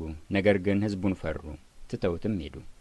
በንግግርም ሊያጠምዱት ከፈሪሳውያንና ከሄሮድስ ወገን የሆኑትን ወደ እርሱ ላኩ። መጥተውም መምህር ሆይ የሰውን ፊት ሳትመለከት በእውነት የእግዚአብሔርን መንገድ ታስተምራለህና እውነተኛ እንደሆንክ ለማንምም እንዳታድላ እናውቃለን። ለቄሳር ግብር መስጠት ተፈቅዷልን ወይስ አልተፈቀደም? እንስጥን ወይስ አንስጥ አሉት። እርሱ ግን ግብዝነታቸውን አውቆ ለምን ትፈትኑኛላችሁ? አየው ዘንድ 1 ዲናር አምጡልኝ አላቸው። እነርሱም አመጡለት። ይህች መልክ ጽሕፈቲቱስ የማን ናት አላቸው። እነርሱም የቄሳር ናት አሉት። ኢየሱስም መልሶ የቄሳርን ለቄሳር የእግዚአብሔርንም ለእግዚአብሔር አስረክቡ አላቸው። በእርሱም ተደነቁ። ትንሣኤ ሙታን የለም የሚሉ ሰዱቃውያን ወደ እርሱ መጥተው ጠየቁት፣ እንዲህም አሉት፣ መምህር ሆይ ሙሴ የአንድ ሰው ወንድም ሚስቱን ትቶ ልጅ ሳያስቀር ቢሞት ወንድሙ ሚስቱን አግብቶ ለወንድሙ ዘር ይተካ ብሎ ጻፈልን። 7 ወንድማማቾች ነበሩ። ፊተኛውም ሚስት አግብቶ ዘር ሳያስቀር ሞተ። ሁለተኛውም አገባት፣ ዘርም ሳይተው ሞተ። ሦስተኛውም እንዲሁ። 7ቱም አገቧት፣ ዘርም አላስቀሩም። ከሁሉም በኋላ ሴቲቱ ደግሞ ሞተች። 7ቱ አግብተዋታልና በትንሣኤ ቀን ሲነሱ ከእነርሱ ለማናቸው ሚስት ትሆናለች? ኢየሱስም መልሶ እንዲህ አላቸው፣ መጻሕፍትንና የእግዚአብሔርን ኃይል አታውቁምና ስለዚህ የምትስቱ አይደለምን? ከሙታንስ ሲነሱ በሰማያት እንዳሉ መላእክት ይሆናሉ እንጂ አያገቡም አይጋቡምም። ስለ ሙታን ግን እንዲነሱ እግዚአብሔር እኔ የአብርሃም አምላክ የይስሐቅም አምላክ የያዕቆብም አምላክ ነኝ እንዳለው በሙሴ መጽሐፍ በቁጥቋጦ ዘንድ የተጻፈውን አላነበባችሁምን? የሕያዋን አምላክ ነው እንጂ የሙታን አይደለም። እንግዲህ እጅግ ትስታላችሁ። ከጻፎችም አንዱ ቀርቦ ሲከራከሩ ሰማና መልካም አድርጎ እንደመለሰላቸው አስተውሎ ከሁሉ ፊተኛይቱ ትእዛዝ ማናቸይቱ ናት ብሎ ጠየቀው። ኢየሱስም መልሶ እንዲህ አለው፣ ከትእዛዛቱ ሁሉ ፊተኛይቱ እስራኤል ሆይ ስማ፣ ጌታ አምላካችን አንድ ጌታ ነው። አንተም በፍጹም ልብህ፣ በፍጹምም ነፍስህ፣ በፍጹምም አሳብህ፣ በፍጹምም ኃይልህ ጌታ አምላክህን ውደድ የምትል ናት። ፊተኛይቱ ትእዛዝ ይህች ናት። ሁለተኛይቱም ባልንጀራህን እንደ ራስህ ውደድ የምትል እርሷን የምትመስል ይህች ናት። ከእነዚህ የምትበልጥ ሌላ ትእዛዝ የለችም። ጻፊውም መልካም ነው መምህር ሆይ፣ አንድ ነው ከእርሱም በቀር ሌላ የለም ብለህ በእውነት ተናገርክ። በፍጹም ልብ፣ በፍጹም አእምሮም፣ በፍጹም ነፍስም፣ በፍጹም ኃይልም እርሱን መውደድ፣ ባልንጀራንም እንደ ራስ መውደድ በሙሉ ከሚቃጠል መስዋዕትና ከሌላው መስዋዕት ሁሉ የሚበልጥ ነው አለው። ኢየሱስም በአእምሮ እንደ መለሰ አይቶ አንተስ ከእግዚአብሔር መንግሥት የራቅህ አይደለህም አለው። ከዚህም በኋላ ማንም ሊጠይቀው አልደፈረም። ኢየሱስም በመቅደስ ሲያስተምር መልሶ እንዲህ አለ፣ ጻፎች ክርስቶስ የዳዊት ልጅ ነው እንዴት ይላሉ? ዳዊት ራሱ በመንፈስ ቅዱስ ጌታ ጌታዬን ጠላቶችህን የእግርህ መረገጫ እስካደርግልህ ድረስ በቀኜ ተቀመጥ አለው አለ። ዳዊት ራሱ ጌታ አለው። እንዴትስ ልጁ ይሆናል? ብዙ ሕዝብም በደስታ ይሰሙት ነበር። ሲያስተምርም እንዲህ አለ። ረጃጅም ልብስ ለብሰው መዞርን፣ በገበያም ሰላምታን፣ በምኵራብም የከበሬታን ወንበር፣ በግብርም የከበሬታን ስፍራ ከሚወዱ ከጻፎች ተጠበቁ። የመበለቶችን ቤት የሚበሉ ጸሎታቸውንም በማስረዘም የሚያመካኙ እነዚህ የባሰ ፍርድ ይቀበላሉ። ኢየሱስም በመዝገብ አንጻር ተቀምጦ ሕዝቡ በመዝገቡ ውስጥ ገንዘብ እንዴት እንዲጥሉ ያይ ነበር። ብዙ ባለጠጎችም ብዙ ይጥሉ ነበር። አንዲትም ድሃ መበለት መጥታ 1 ሳንቲም የሚያህሉ 2 ናስ ጣለች። ደቀ መዛሙርቱንም ጠርቶ እውነት እላችኋለሁ በመዝገብ ውስጥ ከሚጥሉት ሁሉ ይልቅ ይህች ድሃ መበለት አብልጣ ጣለች። ሁሉ ከትርፋቸው ጥለዋልና፣ ይህች ግን ከጉድለቷ የነበራትን ሁሉ ትዳሯን ሁሉ ጣለች አላቸው። የማርቆስ ወንጌል ምዕራፍ 13። ኢየሱስም ከመቅደስ ሲወጣ ከደቀ መዛሙርቱ አንዱ መምህር ሆይ እንዴት ያሉ ድንጋዮችና እንዴት ያሉ ሕንጻዎች እንደሆኑ እይ አለው። ኢየሱስም መልሶ እነዚህን ታላላቅ ሕንጻዎች ታያለህን? ድንጋይ በድንጋይ ላይ ሳይፈርስ በዚህ አይቀርም አለው። በመቅደስም ትይዩ በደብረ ዘይት ተቀምጦ ሳለ ጴጥሮስና ያዕቆብ ዮሐንስም እንድርያስም ንገረን፣ ይህ መቼ ይሆናል? ይህስ ሁሉ ይፈጸም ዘንድ እንዳለው ምልክቱ ምንድን ነው? ብለው ለብቻቸው ጠየቁት። ኢየሱስም መልሶ እንዲህ ይላቸው ጀመር። ማንም እንዳያስታችሁ ተጠንቀቁ። ብዙዎች እኔ ነኝ እያሉ በስሜ ይመጣሉና ብዙዎችንም ያስታሉ። ጦርንም የጦርንም ወሬ በሰማችሁ ጊዜ አትደንግጡ፣ ይህ ሊሆን ግድ ነውና፣ ነገር ግን መጨረሻው ገና ነው። ሕዝብ በሕዝብ ላይ መንግሥትም በመንግሥት ላይ ይነሳልና፣ በልዩ ልዩ ስፍራ የምድር መናወጥ ይሆናል፣ ራብ ይሆናል። እነዚህ የምጣር መጀመሪያ ናቸው። እናንተ ግን ለራሳችሁ ተጠንቀቁ። ወደ ሸንጎ አሳልፈው ይሰጧችኋል፣ በምኵራብም ትገረፋላችሁ። ምስክርም ይሆንባቸው ዘንድ ስለ እኔ በገዢዎችና በነገሥታት ፊት ትቆማላችሁ። አስቀድሞም ወንጌል ለአሕዛብ ሁሉ ይሰበክ ዘንድ ይገባል። ሲጐትቷችሁና አሳልፈው ሲሰጧችሁም ምን እንድትናገሩ አስቀድማችሁ አትጨነቁም። ዳሩ ግን በዚያች ሰዓት የሚሰጣችሁን ተናገሩ። የሚነግረው መንፈስ ቅዱስ ነው እንጂ እናንተ አይደላችሁምና። ወንድምም ወንድሙን፣ አባትም ልጁን ለሞት አሳልፎ ይሰጣል። ልጆችም በወላጆቻቸው ላይ ይነሳሉ፣ ይገድሏቸውማል። በሁሉም ዘንድ ስለ ስሜ የተጠላችሁ ትሆናላችሁ። እስከ መጨረሻ የሚጸና ግን እርሱ ይድናል። ነገር ግን በነቢዩ በዳንኤል የተባለውን የጥፋት ርኩሰት በማይገባው ስፍራ ቆሞ ብታዩ አንባቢው ያስተውል። በዚያን ጊዜ በይሁዳ ያሉ ወደ ተራሮች ይሽሹ፣ በሰገነትም ያለ ወደ ቤት አይውረድ፣ ከቤቱም አንዳች ይወስድ ዘንድ አይግባ፣ በእርሻም ያለ ልብሱን ይወስድ ዘንድ ወደ ኋላው አይመለስ። በዚያን ወራትም ለርጉዞችና ለሚያጠቡ ወዮላቸው። ነገር ግን ሽሽታችሁ በክረምት እንዳይሆን ጸልዩ። በዚያን ወራት እግዚአብሔር ከፈጠረው ከፍጥረት መጀመሪያ ጀምሮ እስካሁን ድረስ ያልሆነ ደግሞም የማይሆን የመከራ አይነት ይሆናልና። ጌታስ ወራቶቹን ባያሳጥር ሥጋ የለበሰ ሁሉ ባልዳነም። ነገር ግን ስለ መረጣቸው ምርጦች ወራቶቹን አሳጠረ። በዚያን ጊዜም ማንም እነሆ ክርስቶስ ከዚህ አለ ወይም እነሆ ከዚያ አለ ቢላችሁ አትመኑ። ሐሰተኞች ክርስቶሶችና ሐሰተኞች ነቢያት ይነሳሉና ቢቻላቸውስ የተመረጡትን እንኳ ያስቱ ዘንድ ምልክትና ድንቅ ያደርጋሉ። እናንተ ግን ተጠንቀቁ፣ እነሆ አስቀድሜ ሁሉን ነገርኳችሁ። በዚያን ወራት ግን ከዚያ መከራ በኋላ ፀሐይ ይጨልማል፣ ጨረቃም ብርሃኗን አትሰጥም፣ ከዋክብትም ከሰማይ ይወድቃሉ፣ የሰማያትም ኃይላት ይናወጣሉ። በዚያን ጊዜም የሰው ልጅ በብዙ ኃይልና ክብር በደመና ሲመጣ ያዩታል። በዚያን ጊዜም መላእክትን ይልካል፣ ከአራቱ ነፋሳትም ከምድር ዳርቻ እስከ ሰማይ ዳርቻ የተመረጡትን ይሰበስባቸዋል። ምሳሌውንም ከበለስ ተማሩ። ጫፏ ሲለሰልስ ቅጠሏም ሲያቆጠቁጥ ያን ጊዜ በጋ እንደ ቀረበ ታውቃላችሁ። እንዲሁ ደግሞ እናንተ ይህን ሁሉ መሆኑን ስታዩ ቀርቦ በደጅ እንደሆነ እወቁ። እውነት እላችኋለሁ ይህ ሁሉ እስኪሆን ድረስ ይህ ትውልድ አያልፍም። ሰማይና ምድር ያልፋሉ፣ ቃሌ ግን አያልፍም። ስለዚያች ቀን ወይም ስለዚያች ሰዓት ግን የሰማይ መላእክትም ቢሆኑ ልጅም ቢሆን ከአባት በቀር የሚያውቅ የለም። ጊዜው መቼ እንዲሆን አታውቁምና ተጠንቀቁ፣ ትጉ፣ ጸልዩ። ቤቱን ትቶ ወደ ሌላ አገር እንደሄደ ሰው ነው። ለባሮቹም ስልጣን ለእያንዳንዱም ሥራውን ሰጥቶ በረኛውን እንዲተጋ አዘዘ። እንግዲህ በማታ ቢሆን ወይም በእኩለ ሌሊት ወይም ዶሮ ሲጮህ ወይም በማለዳ ቢሆን ባለቤቱ መቼ እንዲመጣ አታውቁምና ድንገት መጥቶ ተኝታችሁ እንዳያገኛችሁ፣ ስለዚህ ትጉ። ለእናንተም የምነግራችሁን ለሁሉ እላለሁ፣ ትጉ። የማርቆስ ወንጌል ምዕራፍ 14። ከሁለት ቀን በኋላ ፋሲካና የቂጣ በዓል ነበረ። የካህናት አለቆችም ጻፎችም እንዴት አድርገው በተንኰል እንደሚይዙትና እንደሚገድሉት ይፈልጉ ነበር፣ የሕዝብ ሁከት እንዳይሆን በበዓል አይሁን ይሉ ነበርና። እርሱም በቢታንያ በለምጻሙ በስምዖን ቤት በነበረ ጊዜ በማዕድ ተቀምጦ ሳለ አንዲት ሴት ዋጋው እጅግ የከበረ ጥሩ ናርዶስ ሽቱ የመላበት የአልባስጥሮስ ብልቃጥ ይዛ መጣች። ብልቃጡንም ሰብራ በራሱ ላይ አፈሰሰችው። አንዳንዶችም ይህ የሽቱ ጥፋት ለምንድን ነው? ይህ ሽቱ ከ300 ዲናር በሚበልጥ ዋጋ ተሽጦ ለድሆች ሊሰጥ ይቻል ነበርና ብለው በራሳቸው ይቆጡ ነበር። እርሷንም ነቀፏት። ኢየሱስ ግን እንዲህ አለ፣ ተዋት፣ ስለምን ታደክሟታላችሁ? መልካም ሥራ ሰርታልኛለች። ድሆች ሁልጊዜ ከእናንተ ጋር ይኖራሉና በማናቸውም በወደዳችሁት ጊዜ መልካም ልታደርጉላቸው ትችላላችሁ። እኔ ግን ሁልጊዜ ከእናንተ ጋር አልኖርም። የተቻላትን አደረገች። አስቀድማ ለመቃብሬ ሥጋዬን ቀባችው። እውነት እላችኋለሁ ይህ ወንጌል በዓለሙ ሁሉ በሚሰበክበት በማናቸውም ስፍራ እርሷ ያደረገችው ደግሞ ለእርሷ መታሰቢያ ሊሆን ይነገራል። ከ12ቱም አንዱ የአስቆሮቱ ይሁዳ አሳልፎ ሊሰጠው ወደ ካህናት አለቆች ሄደ። ሲሰሙም ደስ አላቸው። ብርም ይሰጡት ዘንድ ተስፋ ሰጡት። በሚመች ጊዜም እንዴት አድርጎ አሳልፎ እንዲሰጠው ይፈልግ ነበር።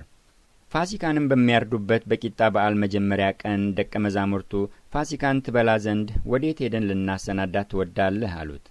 ከደቀ መዛሙርቱም 2 ላከ፣ እንዲህም አላቸው፣ ወደ ከተማ ሂዱ፣ ማድጋ ውሃ የተሸከመ ሰውም ይገናኛችኋል፣ ተከተሉት። የሚገባበትንም የቤቱን ጌታ መምህሩ ከደቀ መዛሙርቴ ጋር ፋሲካን የምበላበት የእንግዳ ቤት ወዴት ነው ይላል በሉት። እርሱም በደርብ ላይ ያለውን የተሰናዳና የተነጠፈ ታላቅ አዳራሽ ያሳያችኋል፣ በዚያም አሰናዱልን። ደቀ መዛሙርቱም ወጡ፣ ወደ ከተማም ሄደው እንዳላቸው አገኙ፣ ፋሲካንም አሰናዱ። በመሸም ጊዜ ከ12ቱ ጋር መጣ። ተቀምጠውም ሲበሉ ኢየሱስ እውነት እላችኋለሁ ከእናንተ አንዱ እርሱም ከኔ ጋር የሚበላው አሳልፎ ይሰጠኛል አለ።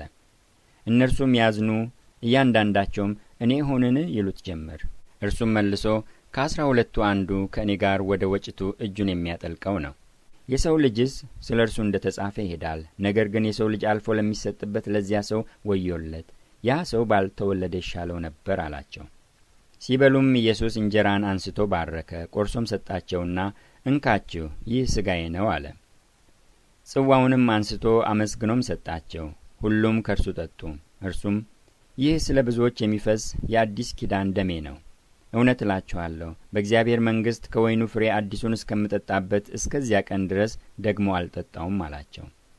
መዝሙርም ከዘመሩ በኋላ ወደ ደብረ ዘይት ወጡ። ኢየሱስም በዚህች ሌሊት ሁላችሁ በእኔ ትሰናከላላችሁ፣ እረኛውን እመታለሁ፣ በጎችም ይበተናሉ የሚል ተጽፏልና፣ ነገር ግን ከተነሳሁ በኋላ ወደ ገሊላ ቀድማችኋለሁ አላቸው። ጴጥሮስም ሁሉም ቢሰናከሉ እኔ ከቶ አልሰናከልም አለው። ኢየሱስም እውነት እልሃለሁ ዛሬ በዚህች ሌሊት ዶሮ 2 ጊዜ ሳይጮህ 3 ጊዜ ትክደኛለህ አለው። እርሱም ቃሉን አበርትቶ ከአንተ ጋር የምሞት እንኳ ቢሆን ከቶ አልክድህም አለ። ሁሉም ደግሞ እንደዚሁ አሉ።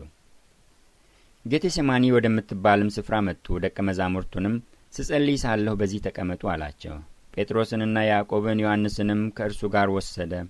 ሊደነግጥም ሊተክዝም ጀመረና ነፍሴ እስከ ሞት ድረስ እጅግ አዘነች፣ በዚህ ቆዩ ትጉም አላቸው። ጥቂትም ወደፊት እልፍ ብሎ በምድርም ወድቆ ይቻልስ ቢሆን ሰዓቲቱ ከእርሱ እንድታልፍ ጸለየና አባት ሆይ ሁሉ ይቻልሃል፣ ይህችን ጽዋ ከኔ ውሰድ፣ ነገር ግን አንተ የምትወደው እንጂ እኔ የምወደው አይሁን አለ። መጣም ተኝተውም አገኛቸው። ጴጥሮስንም ስምዖን ሆይ ተኝተሃልን? አንዲት ሰዓት እንኳ ልትተጋ አልቻልክምን? ወደ ፈተና እንዳትገቡ ትጉ ጸልዩም። መንፈስስ ተዘጋጅታለች፣ ሥጋ ግን ደካማ ነው አለው። ደግሞም ሄዶ ያንኑ ቃል ጸለየ።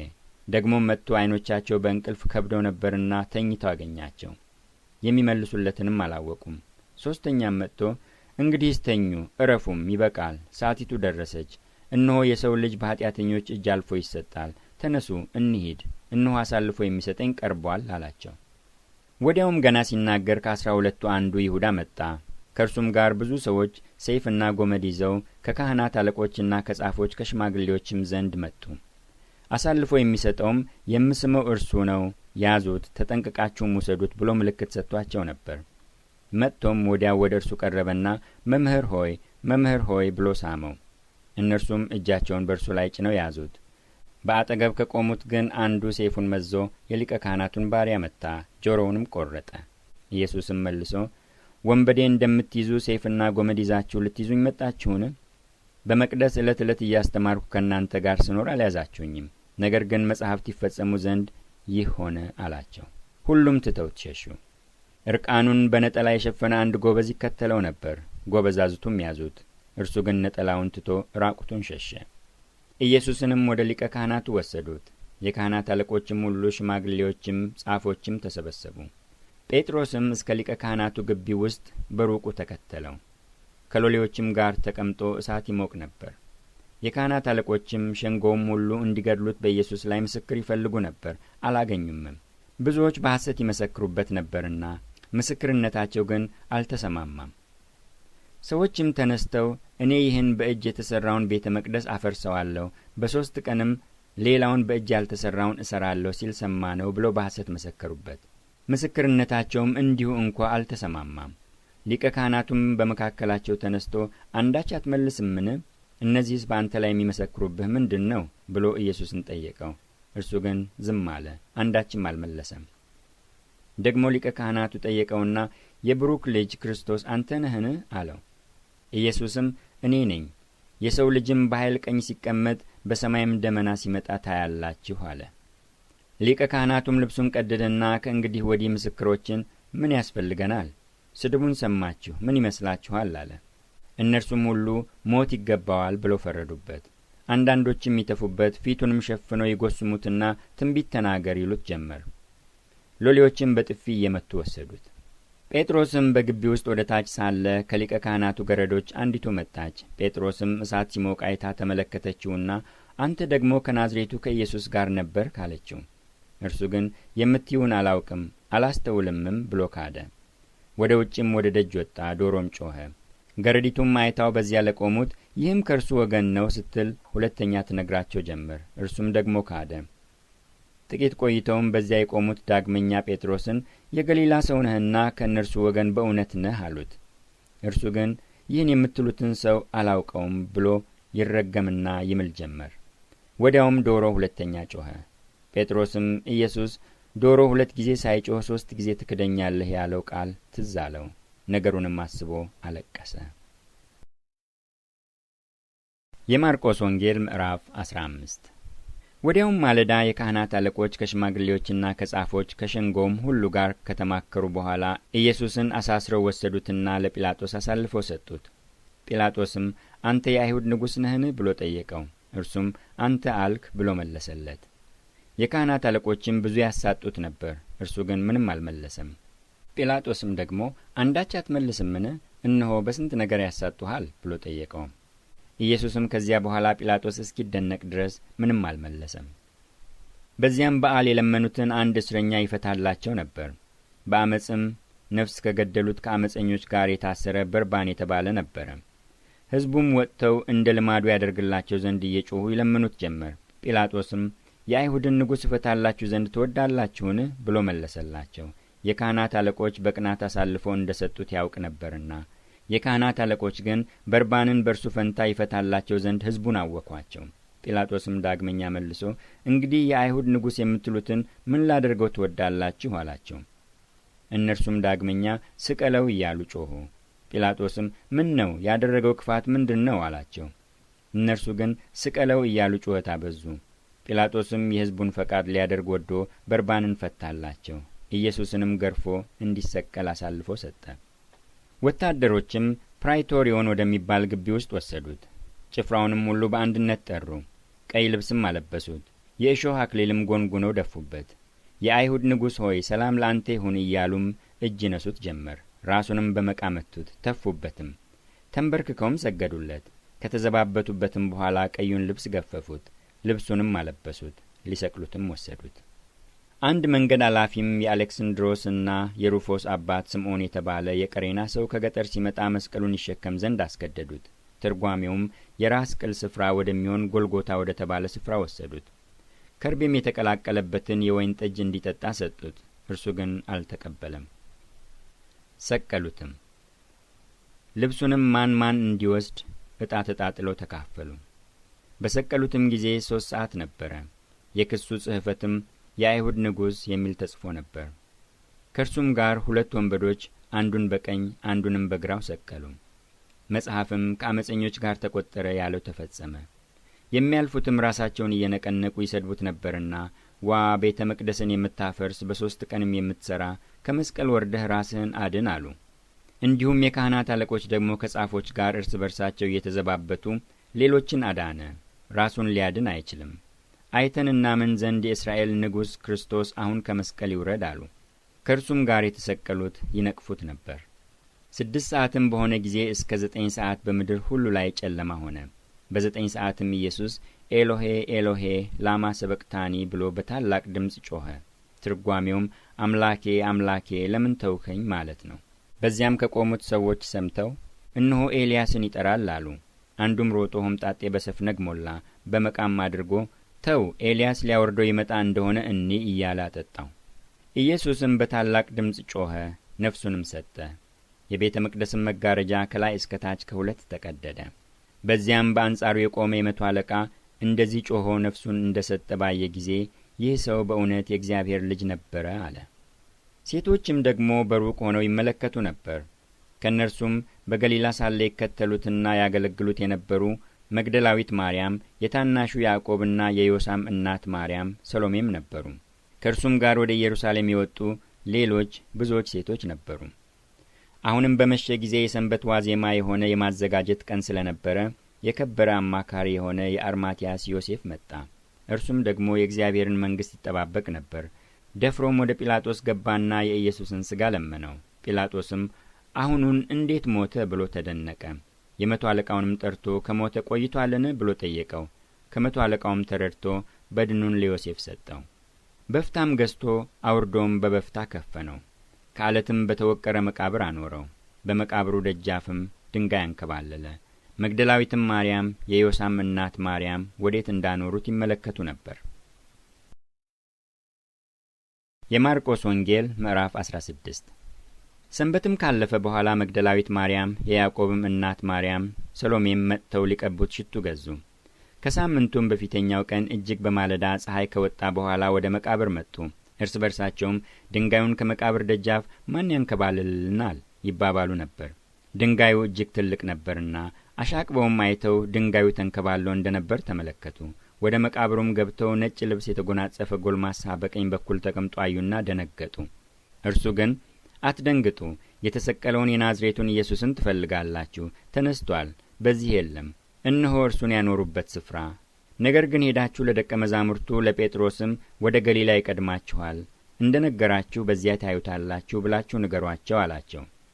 መንቀጥቀጥና መደንገጥ ይዟቸው ነበርና ወጥተው ከመቃብር ሸሹ። ይፈሩ ነበርና ለማንም አንዳች አልነገሩም። እነርሱም ያዘዛቸውን ሁሉ ለጴጥሮስና ከእርሱ ጋር ላሉት በአጭሩ ተናገሩ። ከዚህም በኋላ ኢየሱስ ራሱ ለዘላለም ድህነት የሆነውን የማይለወጠውን ቅዱስ ወንጌል ከፀሐይ መውጫ እስከ መጥለቂያው ድረስ በእጃቸው ላከው። ከሳምንቱም በመጀመሪያው ቀን ማልዶ በተነሳ ጊዜ አስቀድሞ 7 አጋንንት ላወጣላት ለመግደላዊት ማርያም ታየ። እርሷ ሄዳ ከእርሱ ጋር ሆነው ለነበሩት ሲያዝኑና ሲያለቅሱ ሳሉ አወራችላቸው። እነርሱም ሕያው እንደሆነ ለእርሷም እንደ ታያት ሲሰሙ አላመኑ። ከዚህም በኋላ ከእነርሱ ለሁለቱ ወደ ባላ አገር ሲሄዱ በመንገድ በሌላ መልክ ተገለጠ። እነርሱም ሄደው ለሌሎቹ አወሩ፣ እነዚያንም ደግሞ አላመኗቸው። ኋላም በማዕድ ተቀምጠው ሳሉ ለ11 ተገለጠ። ተነስቶም ያዩትን ስላላመኗቸው አለማመናቸውንና የልባቸውን ጥንካሬ ነቀፈ። እንዲህም አላቸው፣ ወደ ዓለም ሁሉ ሂዱ፣ ወንጌልንም ለፍጥረት ሁሉ ስበኩ። ያመነ የተጠመቀም ይድናል፣ ያላመነ ግን ይፈረድበታል። ያመኑትንም እነዚህ ምልክቶች ይከተሏቸዋል። በስሜ አጋንንትን ያወጣሉ፣ በአዲስ ቋንቋ ይናገራሉ፣ እባቦችን ይይዛሉ፣ የሚገድልም ነገር ቢጠጡ አይጐዳቸውም። እጃቸውን በድውዮች ላይ ይጭናሉ፣ እነርሱም ይድናሉ። ጌታ ኢየሱስም ከእነርሱ ጋር ከተናገረ በኋላ ወደ ሰማይ አረገ፣ በእግዚአብሔርም ቀኝ ተቀመጠ። እነርሱም ወጥተው በየስፍራ ሁሉ ሰበኩ። ጌታም ከእነርሱ ጋር ይሠራ ነበር፣ በሚከተሉትም ምልክቶች ቃሉን ያጸና ነበር።